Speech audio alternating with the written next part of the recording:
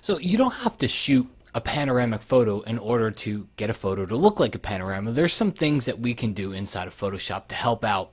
And also some things we can do when it comes to creating a template for this so that you've got an easy way to maybe create another one if you ever want to. So I got a couple of different tips for you in this whole thing, and it all revolves around getting a panorama from a photo that wasn't necessarily taken that way.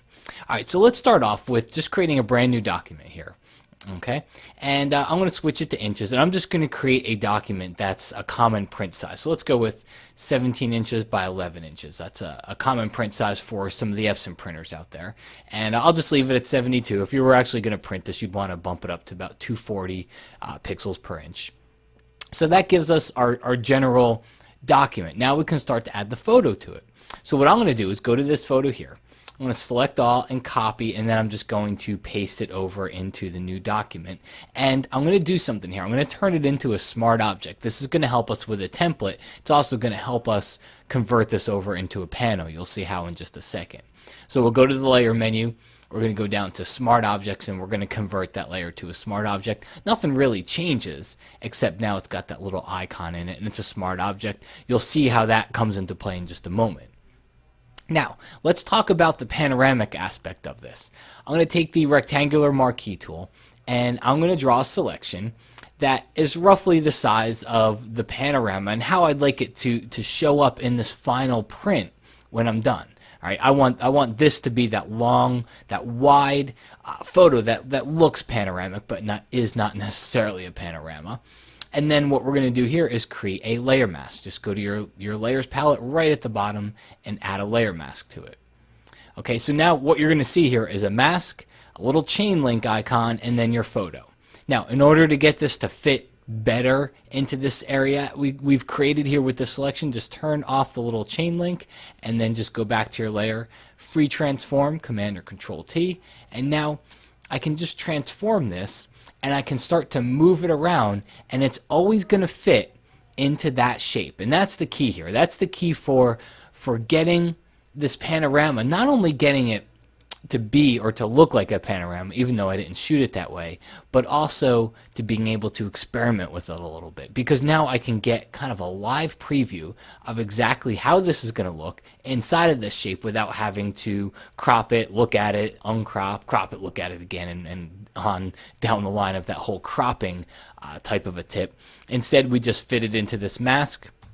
I'll press enter or return when I'm done, and now that's the beginnings of not only just the panorama but also the template, because now I could take my type tool. Let's say we go with what's a good one here? Let's go with Gill Sands. I want to go with a very let's go with light. Okay, and I'll just type in Matt Kloskowski photography. I know it's really small, so we'll go into our character palette here, and I'll just increase the size of the type as well as the spacing between the letters here, and that's looking pretty good. I might probably take it down just a little bit. There we go, right about there. And then you could also even drop down your opacity a little bit. So what we have at this point is a couple of different things, and we can move this around anywhere we want. We've got a couple of different things. We've got a fake pano, and we've also created a nice print template here that we can print. What's cool about this is the way that we did this. It not only gave us the ability to see how this photo looked as a pano in a couple of different ways, because I could always come back here with the move tool and I can move this up and down and change the way it appears inside the frame here. But I can also, since it's a smart object, this is what I was talking about a minute ago where I said it'll come into play later. You can save this as a PSD file, save it on your desktop, come back to it a week, a month, a year later. Go up to the layer menu, go down to the smart objects submenu and choose replace contents. When the dialog box opens, just choose a different photo, hit place, and Photoshop is automatically going to swap out that photo and then you can come inside here and do any free transforms and just get in there and try to make it fit into that shape a little bit better. Okay, so now we're accomplishing the same thing. We're still getting our fake pano. We've also created a template where we don't have to go and build the template over and over again. So kind of a couple of different things here.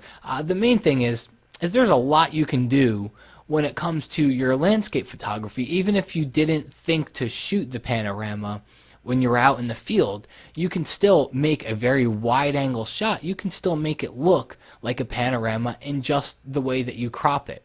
Okay, and especially the way that you lay it out in the final print, you can really help carry that whole feeling of a panoramic photo into the final image that you're going to show off.